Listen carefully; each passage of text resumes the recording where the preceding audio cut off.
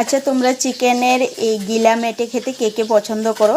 অনেকেই গিলা মেটে খায় না, তবে আমাদের বাড়ির কিন্তু সবারই খুবই পছন্দ। তো আজকে এটা আমি রান্না করছি। তো চলো কিভাবে রান্না করছি রেসিপিটা তোমাদের সাথে শেয়ার করছি। তো আমি এগুলিকে ভালোভাবে ধুয়ে নিয়ে এসেছি। এবার ছোট ছোট টুকরো করে প্রথমে এগুলিকে কেটে নিচ্ছি।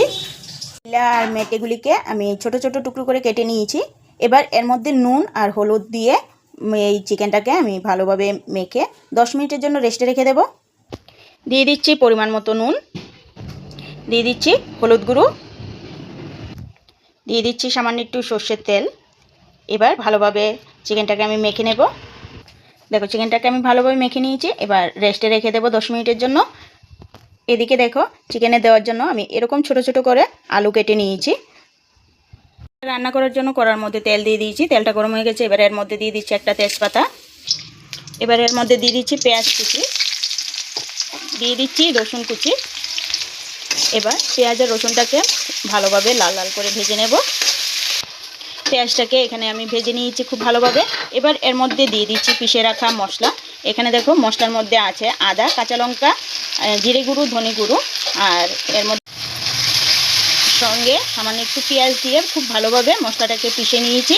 এবার মশলাটাকে ভালোভাবে মিশিয়ে নেব। এবার এর মধ্যে দিয়ে দিচ্ছি নুন আর হলুদ, দিয়ে দিচ্ছি নুনটা সামান্যই দিচ্ছি, কারণ চিকেনগুলি মাখার সময়ও নুন দিয়েছিলাম। আর দিয়ে দিচ্ছি হলুদ গুঁড়ো, দিয়ে দিচ্ছি 1 চামচের মতো লাল লঙ্কার গুঁড়ো।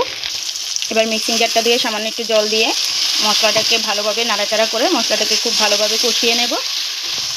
মশলাটাকে ভালোভাবে কষিয়ে নিয়েছি। মশলাটা থেকে তেল ছাড়তে শুরু করেছে। এবার এর মধ্যে এই যে চিকেনটাকে আমি ম্যারিনেট করে রেখেছিলাম, এই চিকেনটা আমি এর মধ্যে ঢেলে দিয়েছি। এবার এর মধ্যে দিয়ে দিচ্ছি টুকরো করে রাখা আলু। এবার সবগুলিকে খুব ভালোভাবে মশলাটার সাথে মিশিয়ে নেব। এবার ঢাকা দিয়ে চিকেনটাকে সুন্দরভাবে কষিয়ে নেব। ঢাকনা উঠিয়ে চিকেনটাকে আবারও একটু নাড়াচাড়া করে নিয়েছি। চিকেনটা থেকে কিন্তু অনেকটাই জল বেরিয়েছে, মোটামুটি জলটা শুকিয়ে গেছে। তো আবারও একটু ঢাকা দিয়ে রাখবো চিকেনটাকে। তো চিকেনটাকে খুব ভালোভাবে কষিয়ে নিয়েছি।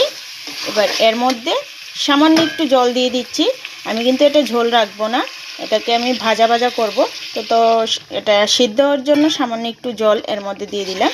এবার এই জলটাকে ভালোভাবে মিশিয়ে এবার এটাকে খুব সুন্দরভাবে ফুটিয়ে নেব। দেখো আমার চিকেন কিন্তু একদম রেডি। এবার এটাকে আমি পাত্রের মধ্যে নামিয়ে নিচ্ছি। দেখো আমার গিলা মেটে ভাজা কিন্তু একদম রেডি। তোমরা যারা যারা এরকম গিলা মেটে খাও না, তোমরা এভাবে একদিন বাড়িতে বানিয়ে